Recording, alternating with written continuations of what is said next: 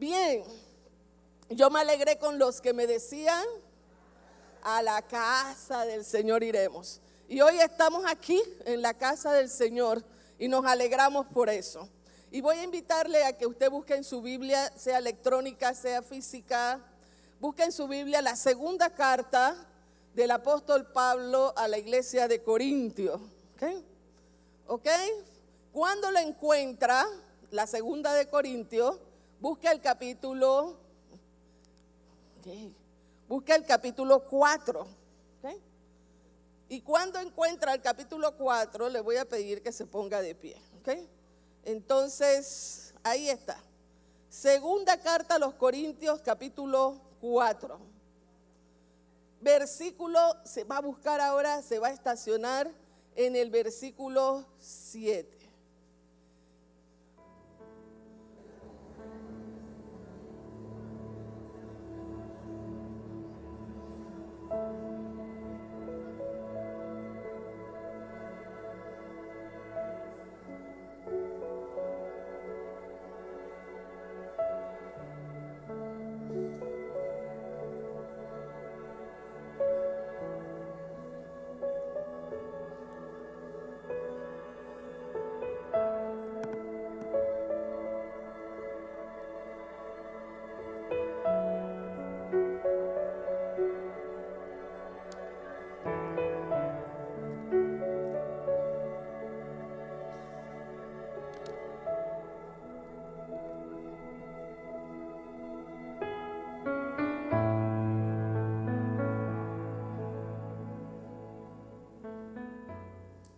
Señor, en esta mañana presentamos tu palabra y damos gracias por la oportunidad que nos das de compartir tu palabra.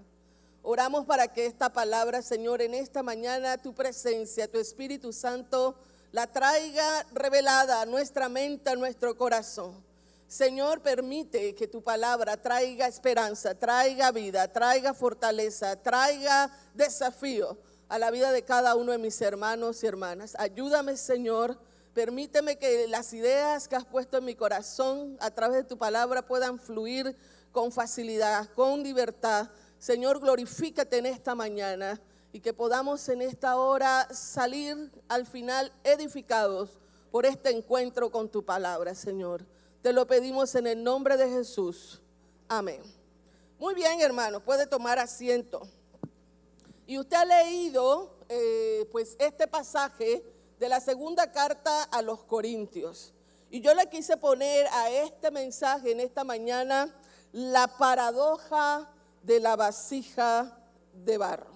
Ahora, cuando nosotros pensamos que es una paradoja, una paradoja es un dicho o es un hecho que parece contrario a la lógica. Y de hecho la Biblia, Jesús muchas veces cuando enseñó con paradojas. Si usted ha leído el Sermón de la Montaña, usted va a encontrar una serie de paradojas, como cuáles: bienaventurados los pobres en espíritu. Entonces uno dice, wow, ¿cómo puede ser feliz? Porque eso es lo que significa bienaventurado.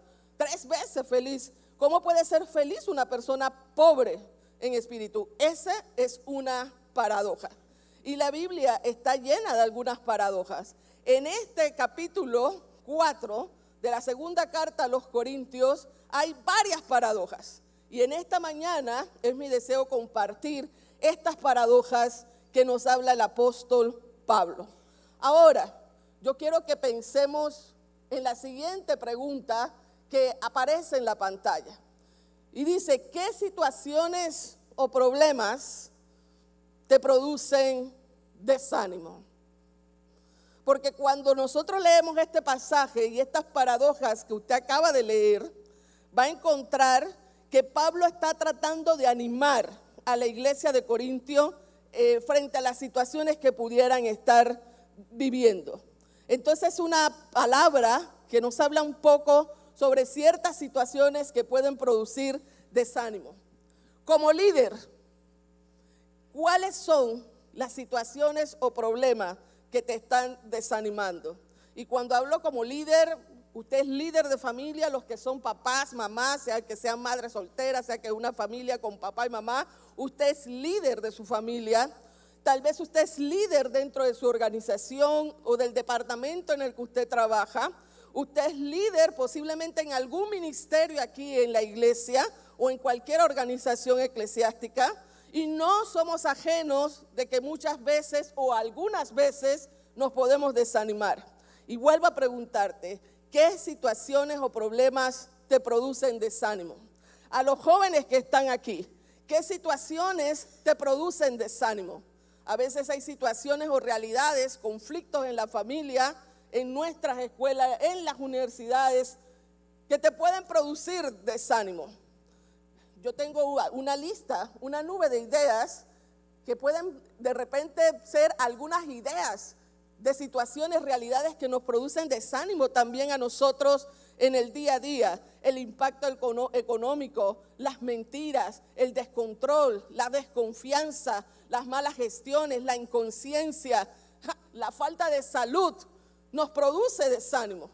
Constantemente podemos estar expuestos a vivir situaciones que nos desaniman. Y hoy justamente entonces vamos a estudiar qué es lo que nos dice el apóstol Pablo sobre estas paradojas y qué nos habla con relación al desánimo, a la vulnerabilidad. Ahora, fíjese que Pablo está hablando de animarnos, porque si leyéramos todo el capítulo 4 vas a darte cuenta que al final él dice, por eso no desmayamos, por eso no se desanimen en otras versiones. Pero Pablo está pasando por situaciones difíciles en esta carta. Cuando usted lee la segunda carta de Corintios se va a dar cuenta que Pablo es cuestionado por su liderazgo. Y yo no sé ustedes, pero si hay algo que puede producir desánimo, puede ser en algún momento de mi vida, es que cuestione mi trabajo, que cuestione mi liderazgo o que cuestione a mi persona, mi moral, lo que se está haciendo. Entonces este es un hombre que pudiera estar perfectamente desanimado, además de ser perseguido, además de estar huyendo por la predicación del evangelio. Pero es él el quien le dice a la iglesia de Corintios que no se desanimen ni que desmayen. Entonces, ¿qué él le dice a la iglesia de Corintios? Para que ante las adversidades y las realidades que pudieran vivir no se desanimaran. Él entonces habla de esta paradoja de la vasija de barro. Y vamos a ver la primera paradoja. La primera paradoja yo le he titulado lo glorioso en la vulnerabilidad. Es la primera paradoja. ¿Por qué es una paradoja? ¿Qué glorioso hay en la vulnerabilidad? ¿Qué glorioso hay? Bueno, vamos a ver. Y esto está en el versículo 7, que usted leyó hace un momento. Así que vamos a ir regresando a leer algunos de los versículos que usted leyó hace un momento. Dice, pero tenemos este tesoro, ¿en qué? ¿Dónde está el tesoro? En vasos de barro. Ya ahí hay una paradoja. Porque ¿cómo hay un tesoro en un vaso de barro? Para que la excelencia del poder sea de Dios y no de nosotros. Lo primero que vemos en esta paradoja es el tesoro. Y el tesoro, nos tenemos que preguntar, ¿cuál es el tesoro que está escondido en ese barro en esa vasija de barro? ¿Cuál es el tesoro contenido en ese espacio de barro? Y yo tendría que decir varias cosas. Cuando examinamos toda la carta, pero sobre todo cuando leemos el capítulo 4 desde su principio, ese tesoro que habla el apóstol Pablo es Cristo. Cristo es el gran tesoro que usted y yo podamos tener.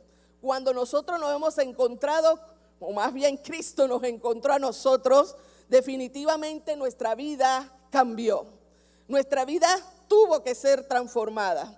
Algo nuevo pasó en nosotros. Dice el texto bíblico que nosotros fuimos hechos entonces nuevas criaturas. Cristo es el gran tesoro que el Señor nos ha dado. Nos dio a su Hijo como ese gran tesoro. Pero cuando nosotros seguimos leyendo, ¿qué representa entonces que Cristo sea nuestro tesoro? Representa entonces que nosotros poseemos y Él nos ha concedido, no porque lo merecíamos, sino porque Él le plació dárnoslo como un regalo, el que nosotros también fuéramos embajadores y portadores del evangelio del reino, del evangelio de las buenas nuevas de salvación. Entonces ese es un tesoro también que usted y yo tenemos. Ser portadores del evangelio, ser portadores de las buenas noticias, ser portadores del evangelio del reino. Ese es un tesoro, ¿lo cree usted? Pero sumado a eso, que Cristo haya sido dado a nosotros y por ende nos ha dado el privilegio de ser portadores de las buenas nuevas del reino de Dios. Dios nos ha equipado, ¿sabe con qué? Nada más y nada menos que con Él mismo, el Espíritu Santo. Dice el pasaje que usted está viendo en la pantalla o lo va a ver. Mire lo que dice Efesios capítulo 1, versículo 13 y 14. Efesios dice así: gracias a Cristo, vamos a leerlo todos juntos, ¿sí?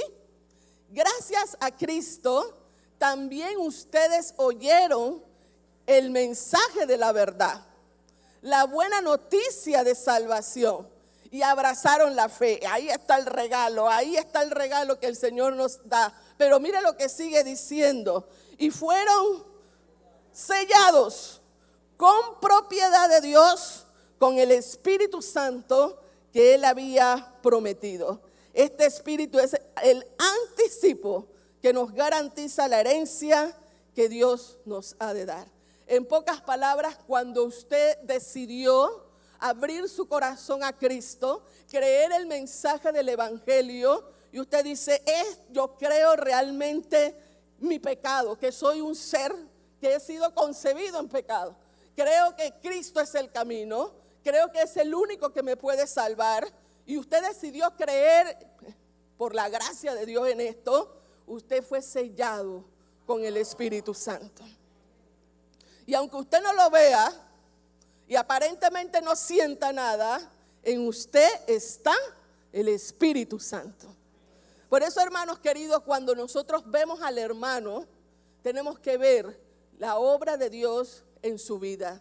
Tenemos que ver a Cristo en su vida. Ve al que está a su lado. Mírele la carita al que está a su lado. Yo no sé si usted se maquilló hoy o no. Yo no sé si usted se peinó o no. Pero mírelo. Diga: wow, no es solamente este hombre o esta mujer, sino que yo estoy viendo la imagen de Dios. Algunos no se quieren ver, no sé por qué. Algunos esposos dicen: ay.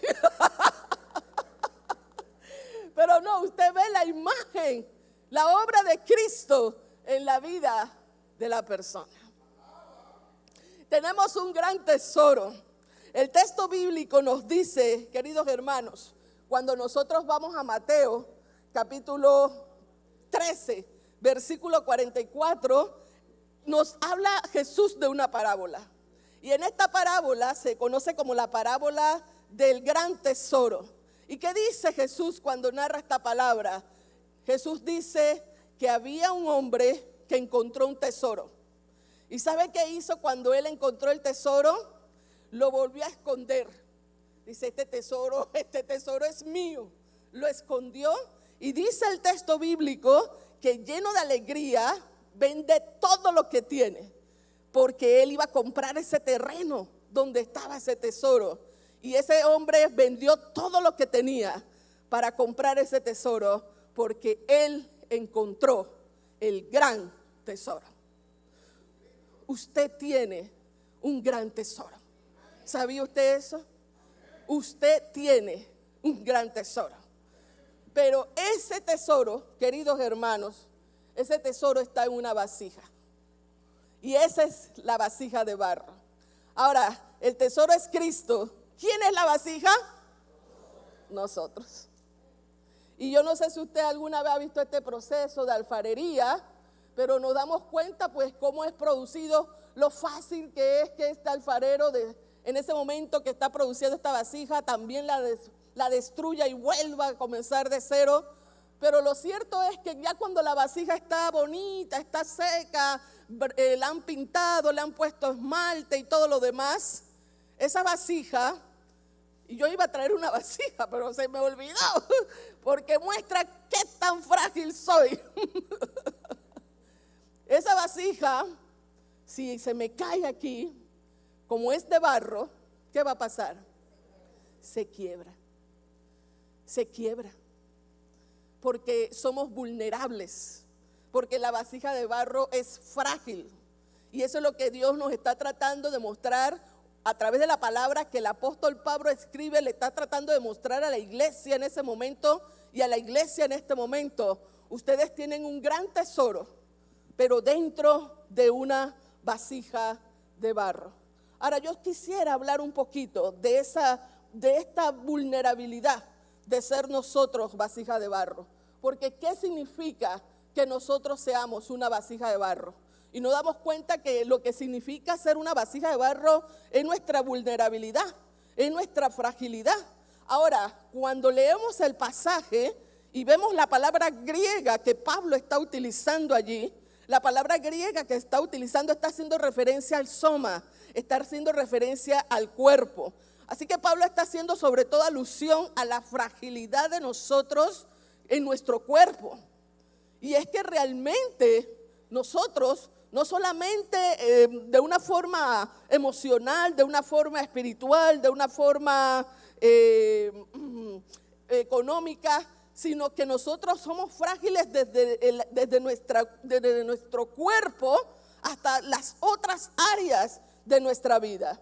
Y somos fáciles que nos rompamos.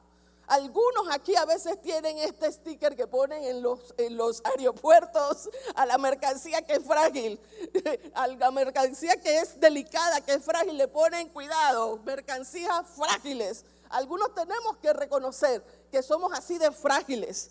Yo hace meses me reuní hay un equipo con el que trabajamos y hicimos nuestra junta.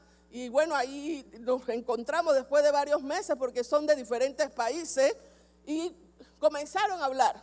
Y entonces comenzaron a hablar, en vez de hablar de que si del hijito, la hijita, de planes, de proyectos, comenzaron a hablar de los achaques que ellos tenían. Y comenzaron a decir, sí, que a mí ya me duele la espalda y no, que a mí me duele esto y que tengo que tomar medicina para esto.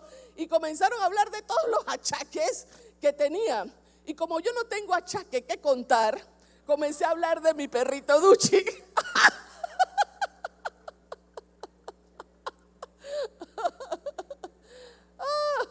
Pues no es cierto, hermano. Cuando ya va pasando el tiempo, los achaques van apareciendo, ¿no? Los jóvenes a veces no entienden esto, pero usted y yo posiblemente sí. Somos frágiles, somos vulnerables. Pero ¿sabe? Nosotros no estamos acostumbrados a hablar de la vulnerabilidad. Crecimos en una sociedad, queridos hermanos, donde no es correcto hablar de la vulnerabilidad. De hecho, hemos crecido posiblemente en una iglesia donde se nos ha enseñado el evangelio victorioso. Yo crecí escuchando el evangelio victorioso y cuando de repente te preguntan cómo estás, ¿cómo tienes que decir? En victoria. No podemos decir lo contrario. Tenemos que decir yo estoy en victoria, aunque hermano usted se esté muriendo por dentro. Y a veces tenemos que pensar un poquito en este tipo de evangelio, porque no compartimos las realidades que vivimos. No compartimos nuestras tentaciones, nuestro sufrimiento, nuestros problemas, nuestros pecados. Y a veces eso puede ser peligroso. Pero no solamente hemos crecido en una teología de un evangelio victorioso, sino que crecemos en una sociedad que nos enseña que hay que ser fuerte, que el más fuerte es el que sobrevive y no podemos mostrar nuestra vulnerabilidad. Pero le tengo una noticia, queridos hermanos. Por más que intentemos poner una pantalla de victoria, por más que nosotros intentemos de aparentar que somos fuertes, pues yo le tengo una noticia, somos frágiles y somos vulnerables. Amén. Y sabe que una realidad que le mostró al mundo lo vulnerable que somos, sea que haya sido una teoría de conspiración o no, no vamos a entrar en eso. la enfermedad o la pandemia del COVID-19 de hace años atrás. El hombre y la mujer se creían autosuficientes y poderosos. Tenemos el control del mundo.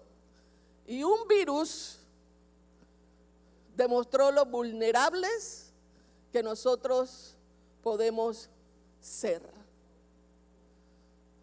Pero no solamente le mostró al mundo lo vulnerable que podemos ser, sino que este virus le mostró a la iglesia el cuidado que debía de tener. Y las iglesias, hermanos, tuvieron que dejar de ser templocéntricas para ser misioncéntricas. Porque fue una lección que el Señor nos dejó. No se trata de solamente reunirse en un templo, sino se trata de hacer la misión de Dios. Y la iglesia que supo comprender esto, o el liderazgo que supo comprender esto, sabían que aunque los templos estuvieran cerrados, la iglesia estaba abierta. Pero las iglesias que no pudieron comprender esto, claudicaron. El COVID le mostró a la iglesia que el poderío, la adversidad entre el poderío financiero y la dependencia de Dios. Porque las finanzas se afectaron, las finanzas menguaron y comenzó a la iglesia a reconocer que no puede sostenerse únicamente con las finanzas que entran del ser humano, sino que se sostiene con la dependencia que viene de Dios. El Señor de una u otra forma permitió esta situación, queridos hermanos, para mostrarle a la humanidad que tenemos que aprender de nuestra fragilidad y de nuestra vulnerabilidad. Y yo te pregunto a ti en esta mañana, queridos hermanos, ¿okay? ¿Cómo aprendes de tu vulnerabilidad? ¿Cómo reconoces tu vulnerabilidad? ¿Qué has aprendido de tu fragilidad? ¿Qué has aprendido de tu vulnerabilidad? Y por lo menos una de las lecciones que tenemos que tener clara es que yo soy frágil, pero el que está en mí, el gran tesoro que está en mí, es el que me hace fuerte. Y él mismo así aplaude al Señor.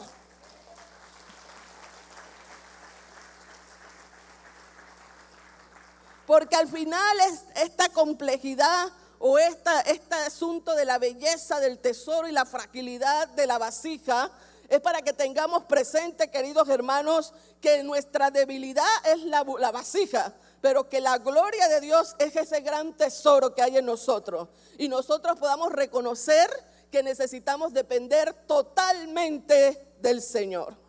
Hermano, ¿usted depende totalmente del Señor?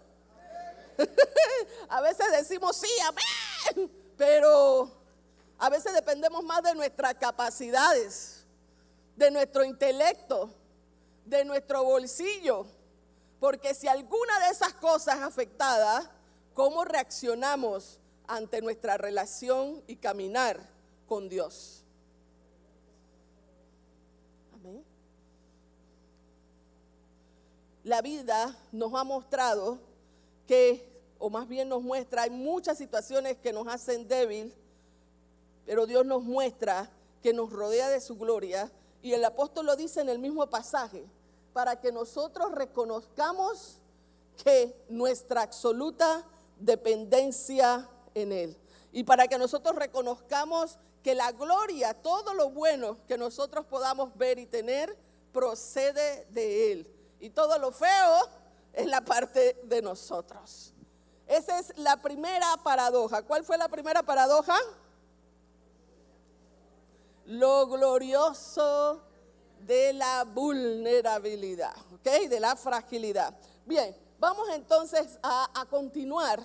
Y vienen que de hecho están muy relacionadas con esta primera vulnerabilidad, paradoja, perdón. De hecho, estas paradojas que ahora vamos a ver están relacionadas con este primer aspecto. Y Pablo comienza a mencionar otras paradojas que se encuentran en el versículo 8 y 9. Y este es un versículo para que usted se lo aprenda de memoria, hermanos. Yo le invito hoy a que usted este versículo se lo aprenda de memoria. Y dice así el pasaje. Ahora también léalo conmigo. porque estamos atribulados en todo, mas no angustiados, en apuros, mas no desesperados, perseguidos, mas no desamparados, derribados, pero no destruidos. Hermano, usted tiene que aprenderse la palabra del Señor de memoria. Tal vez no con la coma y el punto, pero sí tener la idea. Porque en los momentos de situaciones X, Y, Z, usted tiene que traer la palabra de Dios a su mente. O el Espíritu Santo va a traer la palabra de Dios a su mente, pero nosotros tenemos que estar en contacto con ella. Y que tal si en un momento de apuro, usted en ese momento de apuro recuerda que estamos atribulados, mas no angustiados.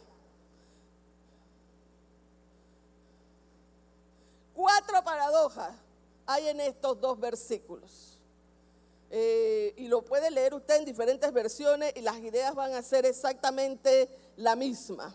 4 paradojas. Vamos a ver la primera paradoja: tribulación sin angustia. Y es una paradoja, hermano, porque la pregunta es: ¿podemos estar atribulados y no sentir angustia? En otras versiones usted va a encontrar problemas. En otras versiones, en vez de tribulación, va a encontrar problemas o otra palabra. Y la pregunta es: ¿podemos estar con problemas sin angustiarnos? ¿Podemos tener tribulación sin angustiarnos? Y yo me cuestionaba estas paradojas, porque es muy difícil sentir un problema y no angustiarse, sentir una tribulación y no angustiarse. Pero vamos a ver qué es lo que trata de decir el apóstol Pablo cuando dice que atribulados o en problemas, pero sin angustiarnos. Voy a echar para atrás el pasaje: que estamos atribulados en todo, pero no angustiados. Y esta primera expresión, hermanos, habla de podemos tener problemas, podemos tener situaciones difíciles, pero siempre habrá una salida. Es lo que el pasaje está tratando de decir. Y yo le quiero traer un pasaje de una tribulación máxima. Tal vez no se ve bien, pero usted lo puede buscar en su Biblia. Y este es Hechos capítulo 27. Búsquelo en su Biblia. Y cuando nosotros vamos a Hechos capítulo 27, usted se va a encontrar con un naufragio que vivió el apóstol Pablo. ¿Cuántos han estado en un naufragio? ¿Han experimentado un naufragio? Ok, 2 personas. Yo la verdad nunca, y sí, quiero que el Señor me guarde. Pero este naufragio que experimentó el apóstol Pablo, yo se lo voy a narrar. A él lo tienen preso por causa del evangelio, es inocente. Y su objetivo era llegar hasta Roma. Va en un barco después que ha pasado por algunos procesos legales, porque lo van a enviar a Roma. Y él sabía que era importante llegar allá por la predicación del evangelio. Era invierno y van en este barco y ya se ve que las condiciones climáticas no eran las más correctas. Pablo le dice al capitán del barco: no salgamos de aquí porque no es seguro. Pero el dueño del barco, y claro, Pablo era un preso, le dice: no, vamos a salir porque podemos hacer este viaje. Cuando sale el barco, resulta que se desata un huracán, un viento recio llamado Euroclidón, para que no se le olvide, porque a veces hay euroclidones que pasan por nuestra vida. Y pasó este viento recio Euroclidón, y pasaron ahí un día, 2 días, 3 días en naufragio, pero cada día comenzaba a pasar cosas. El barco se seguía estremeciendo, tuvieron que ir a la deriva, luego tuvieron que echar abajo del barco todas las cosas que le eran innecesarias, comenzaron a botar todo lo que tenían que botar para que el barco no naufragara. Y al final, en medio de todo eso, Pablo, fíjese lo que le dice a la gente después de estar en oscuridad, en hambre, en peligro de muerte, en saber qué iba a deparar, yo les hago una pregunta. ¿Cuántos se vieran angustiados ante esa situación? Levante la mano. Hasta el mismo Pablo se angustió. Estoy segura de eso. Pero mire lo que dice el versículo 23. Pues anoche se me apareció un ángel enviado por el Dios a quien pertenezco y sirvo, y me dijo: no tengas miedo. Y ese fue el mensaje que Pablo le da entonces a los que iban en este barco. Pablo le dice: no tengan miedo, porque aunque estamos atribulados, ¿verdad? Aunque estamos en apuro, esto tiene salida. No tengan miedo. Hermano, no es fácil ante el problema no tener miedo. No es fácil ante la tribulación no angustiarnos. Pero cuando nosotros entendemos que tenemos un gran tesoro, cuando entendemos que Dios está con nosotros, podemos manejar las situaciones de diferente manera. Podemos respirar profundo y decir: Dios está conmigo. Podemos decir: esta situación o este problema tiene salida. Y de eso se trata. Podemos estar atribulados o en problemas, pero no angustiados. Vamos a pasar a la siguiente paradoja. Y la paradoja es: no totalmente desesperado. Y yo sé que leer esto suena como no totalmente desesperado, o sea que nos podemos desesperar un poco. Bueno, yo le quiero decir que las dos palabras griegas que están en esa expresión, a ver, ¿qué dice el verso? ¿Qué dice el versículo? Dice así: en apuros, mas no desesperados. Y las dos palabras griegas que se están usando en este pasaje es, a ver si la leen conmigo, aporoumenoi. Esto es griego, es difícil a veces. Aporoumenoi, que significa desesperar, en apuros, en problemas, la versión que tenga usted, no sé. En apuros es aporoumenoi, pero no desesperado. Significa esax aporoumenoi. O sea, es la misma palabra, solamente que con un prefijo diferente. Y lo que está diciendo esta palabra es que podemos estar desesperados, pero no totalmente desesperados. Es lo que está diciendo esta palabra. Y en un momento dado, cuando nosotros pasamos y vivimos situaciones, queridos hermanos, podemos estar desesperados, pero no totalmente desesperados. La situación económica nos desespera. El problema de repente nos desespera. El tranque nos puede desesperar. Las situaciones de enfermedad nos puede desesperar. Pero nosotros sabemos que tenemos un tesoro que está en medio de nosotros trabajando. Por lo tanto, nosotros no podemos caer en total desesperación. ¿Y sabe dónde usted fácilmente ve la desesperación? En un aeropuerto. En un aeropuerto usted ve fácilmente la desesperación. Y yo recuerdo, queridos hermanos, en un viaje, y de repente no sé por qué, pero yo sentí que yo estaba atrasada con relación al vuelo, pero no era así, pero yo era en mi mente, yo pensaba que sí. Y estaba pasando por migración, y en migración eso se extendió, y entonces comenzaron a decir: los que van en el vuelo de Copa, por favor, los que van en el vuelo de Copa, no sé qué. Y comenzó la desesperación a sentirse. Y nada, y cuando ya pasé por migración, luego hay que pasar por todo la parte del escáner y lo demás, y eso toma tiempo. Y yo pasé por eso y fui buscando la sala, totalmente desesperada. Bueno, desesperada. Buscando la sala, y cuando llego a la sala ya se había cerrado la puerta. Y yo, me dejó el avión. Hermano, ahí se vive total desesperación. Y yo dije, mire que estuve atrasada. Y entonces la señora dice: ¿cuál es su vuelo? Y yo le dije cuál era el vuelo. Su vuelo sale en 1 hora.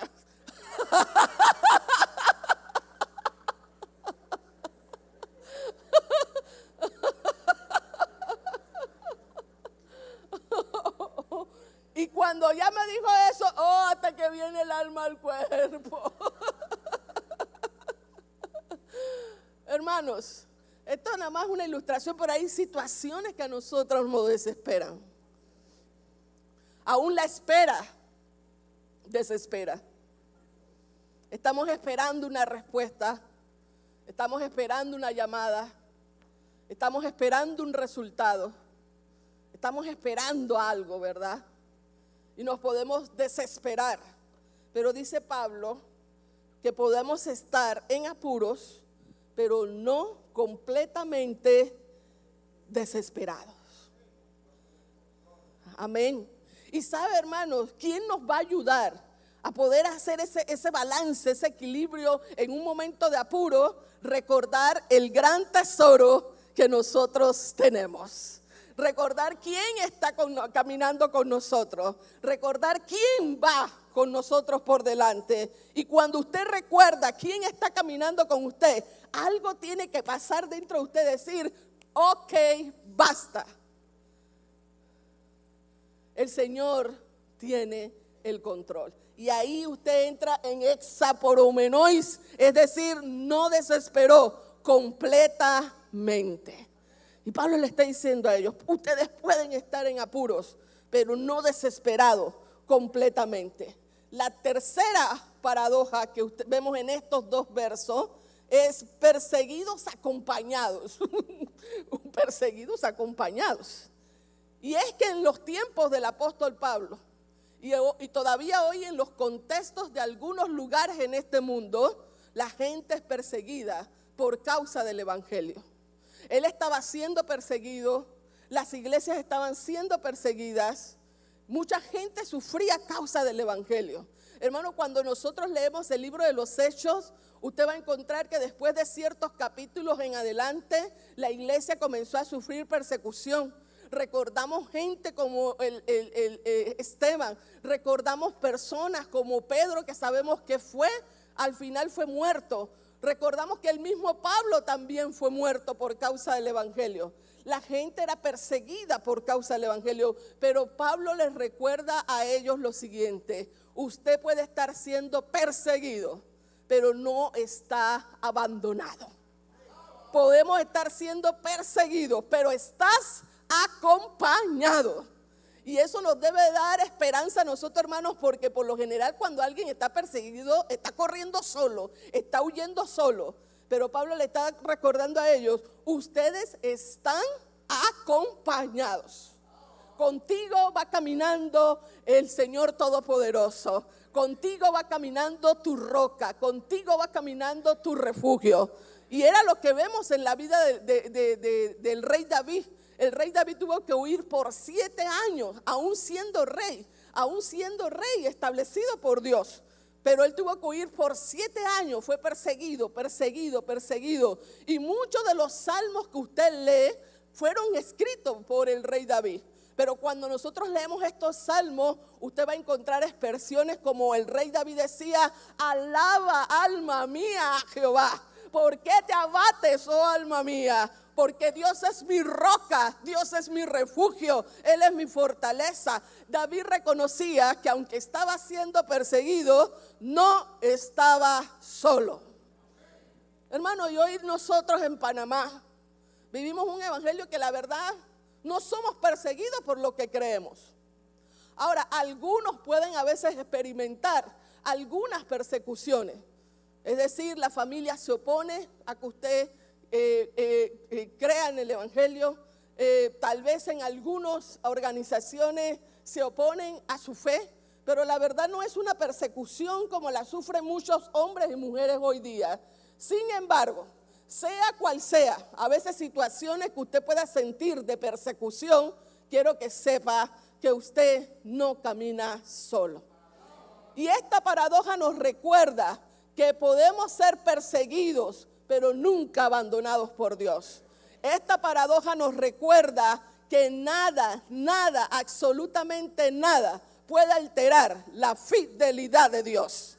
Ese es el tesoro que hay en usted. Cada una de estas paradojas muestran la vulnerabilidad de nosotros, pero muestran el tesoro del Señor. Mientras estamos en apuro, no estamos desesperados. Mientras estamos atribulados, no estamos angustiados. Mientras estamos perseguidos, toda esta parte es la parte de la vulnerabilidad, pero luego viene el tesoro. No estamos abandonados. Usted no está solo. Mire, hermanos, hoy si hay algo de que sufre nuestra sociedad, y no es por persecución, es el elemento soledad. Vivimos en una sociedad que cada día más el ser humano se siente solo. Y no depende de si estamos en compañía o no, porque la soledad no es un estado de estar en compañía, no, es algo más interno. En medio de tu soledad, no estás solo. Si crees que estás solo, no estás solo. Reconoce que el Señor va caminando contigo. Reconoce el tesoro que el Señor ha puesto en ti. No caminas solo. Vamos a la siguiente paradoja. Y la paradoja es quebrarse sin partirse. Oye, pero ¿cómo puedo quebrarme sin partirme? ¿Qué? Quebrarnos sin partirnos. Dice el texto, estamos como, ahí está el texto. Estamos derribados, pero no destruidos. Y yo tengo que acelerar, hermano, y apenas voy por la mitad del mensaje. Hermanos, estamos derribados, pero no destruidos. Y este pasaje lo que está mostrando, una figura que a mí me ayuda en gran manera a entender esta figura, es cuando nosotros pensamos en el boxeo. Yo no sé si Pablo ya tenía un concepto de boxeo en aquella época, no sé, pero pensemos en el boxeo. Sea que a usted le guste o no le guste el boxeo, cuando nosotros vemos una pelea de boxeo, usted se da cuenta que ahí están los dos contrincantes y ahí se están dando guantes, pero ¿sabe? Puede caer uno de los contrincantes, pero ¿qué puede hacer? Levantarse. Y puede caer otra vez, pero si muestra equilibrio y muestra que puede avanzar, ¿verdad? La pelea continúa. Nosotros podemos ser derribados. Y hermano, quiero decirle que de hecho en nuestra vida como cristiano nos vamos a derribar varias veces. Nos vamos a caer varias veces. Pero una cosa es caerse y otra cosa es quedar destruido. Podemos ser derribados, pero no podemos ser destruidos. Y eso es lo que está diciendo Pablo. Nos podemos caer, hermanos, nos podemos caer una, dos, porque somos vulnerables, pero también nos vamos a levantar porque hay un gran tesoro que está con nosotros. Esta es la razón, hermanos. Sí.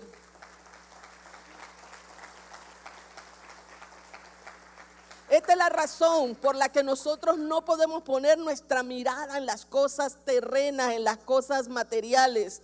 Es la razón por la que nuestra mirada no puede estar solamente en las cosas que se ven, hermano. Nuestra mirada tiene que estar puesta en aquellas cosas que no se ven, que son imperdibles, aquellas cosas que son eternas, porque esto nos va a ayudar a saber a dónde debe estar puesta nuestro corazón y nuestro objetivo. Dios nos da una capacidad, como usted no tiene idea, de resiliencia. ¿Sabe qué es resiliencia, hermanos? Es una palabra ahora famosa, aunque no es tan nueva. Y resiliencia es la capacidad de poder soportar el sufrimiento y hacerlo de buena manera. O sea que el sufrimiento produce algo bueno. Y Dios nos ha dado a nosotros esa capacidad de resiliencia. Pablo tenía una capacidad de resiliencia enorme. Pero usted sabe por qué Pablo podía ser un hombre resiliente. Porque su mirada estaba puesta en Cristo y porque él reconocía quién estaba dentro de él, el gran tesoro en una vasija de barro. Por último, Pablo entonces comienza a decir una paradoja más, y es la paradoja del sufrimiento. Yo le puse así, pero realmente es la paradoja, se sufre para dar vida. Y Pablo termina diciendo, mire lo que dice el versículo 10, mediante el sufrimiento, nuestro cuerpo sigue participando de la muerte de Jesús, para que la vida de Jesús también pueda verse en nuestro cuerpo. Y si lee el versículo 11 y 12, Pablo dice, mientras nosotros recibimos muerte, ustedes reciben vida. Lo que él estaba tratando de decir, por causa del evangelio, aunque nosotros seamos muertos, ustedes van a recibir la vida. A todo el que ha venido en esta mañana, por primera vez, le quiero decir, no has venido por casualidad. Y Dios te ama de una forma que no tienes idea cómo Dios te ha amado. Te amó y te ama de tal manera que dio su vida para que tú tengas vida. Y ahí está una de las grandes paradojas de la historia bíblica. Cristo muere para que nosotros tengamos vida. Amén. Hermanos queridos, la paradoja del sufrimiento. Y aquí voy a dedicar estos últimos minutos a hablar un poquito de un tema que no nos gusta escuchar y menos experimentar. Y es el tema del sufrimiento. Hay una tendencia humana, queridos hermanos, a evitar el sufrimiento. No nos gusta sufrir. Por eso se popularizó tanto ideas teológicas como para de sufrir, porque no nos gusta sufrir. Pero te quiero decir en esta mañana, y Pablo entendió, experimentó eso en su vida, de que el sufrimiento, más que, más que algo que debemos escapar o huir de eso, el sufrimiento es un procesamiento. Cuando nosotros sufrimos, hermanos, es un proceso para ser transformados. Y posiblemente esta iglesia tenía que pasar por esos procesos de transformación. Por eso Pablo les recuerda, ustedes son una vasija de barro, pero tienen un gran tesoro. Aunque nosotros no podamos entender la renovación y la transformación que trae el sufrimiento, Dios permite situaciones para transformación. Quiero decirte que no sufres solo. Tú no eres el único vulnerable. Ya Dios, queridos hermanos, mostró ser el primero en vulnerabilidad. A veces nosotros por ese evangelio triunfalista decimos, Dios es todopoderoso, pero Dios también se hizo vulnerable. Y se hizo vulnerable por cada uno de los que estamos aquí. Se hizo vulnerable en la cruz del Calvario. Usted sabe que la vulnerabilidad del Señor no solamente fue que fuera muerto. La vulnerabilidad del Señor fue decir, yo cedo el control. Cedo el control porque ahí cuando Él estuvo en el huerto de Getsemaní diciendo, Señor, no quiero pasar por esto. No quiero sufrir. No quiero tomar esta copa. Pero luego de ese encuentro con Dios, Él dice, pero no se haga como yo quiero, sino que se haga tu voluntad. Voy a hacerme vulnerable para que esta humanidad entienda también su vulnerabilidad. Entienda también que yo he sufrido como también ellos están sufriendo. Entiendan también de que el cristianismo es el centro del ser humano, pero es una expresión que se ve en la cruz del Calvario. Decía un teólogo muy famoso, lo cité el viernes y lo cito en esta mañana. Este teólogo llamado Jürgen Bollmann, él habla acerca del sufrimiento de Dios. Y él lo dice de esta manera, no sé si usted lo está viendo bien en la pantalla. Dice, un Dios que no puede sufrir es más pobre que cualquier ser humano. El Dios que usted y yo tenemos es un Dios que sufre también. Y sufrió en la cruz del Calvario. Porque un Dios que es incapaz de sufrir es un ser que no puede ser involucrado en nada, por lo que el sufrimiento y la injusticia no lo afectan en nada. Hermano, vivimos en un mundo lleno de sufrimiento. Si usted se para un día a ver, solamente a ver, usted va a ver el sufrimiento en la cara de la gente. La gente sufre por pobreza. La gente sufre por escasez. La gente sufre por los problemas en la familia. La gente sufre por enfermedad. La gente sufre por sus propias estupideces. La gente sufre, hermano, por la corrupción, por la injusticia. Este mundo es un mundo caído, quebrado. Y Dios mostró quebrarse también para decir: yo puedo restaurar esta humanidad.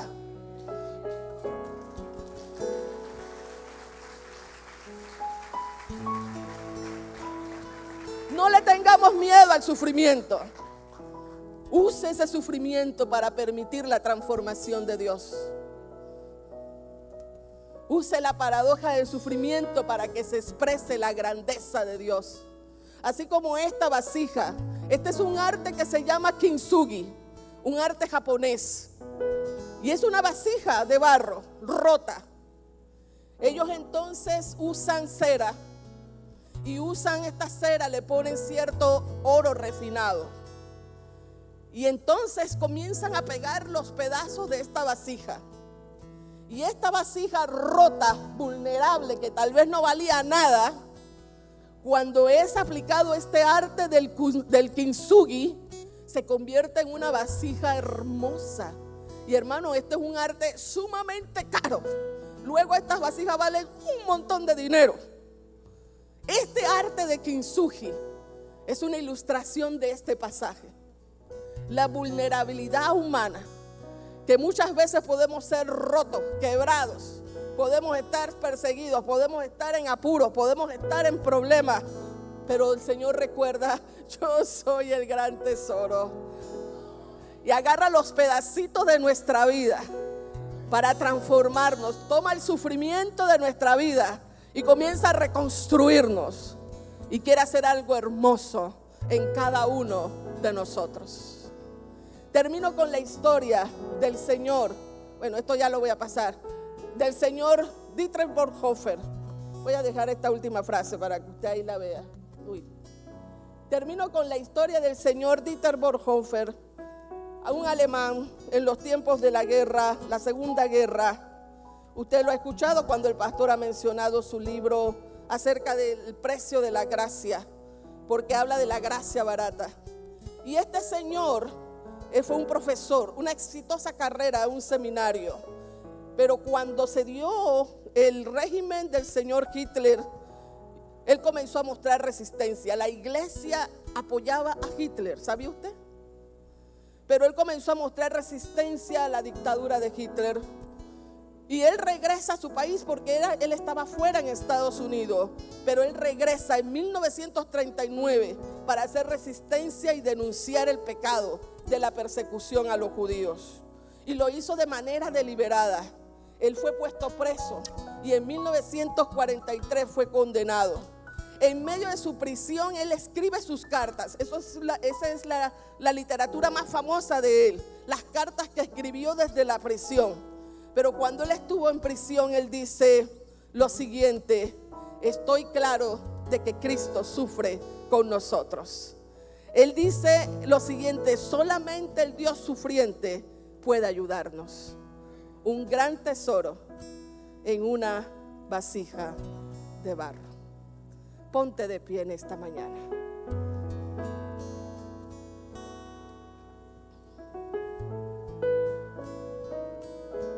Yo no sé si tú estás experimentando alguna de estas paradojas. Si estás en apuro, si estás en problemas, si estás perseguido o estás derribado. Yo no sé si tú estás pasando por un tiempo de sufrimiento. No lo sé. Pero el Señor lo sabe todo. Y el Señor conoce tu corazón y sabe tu vida.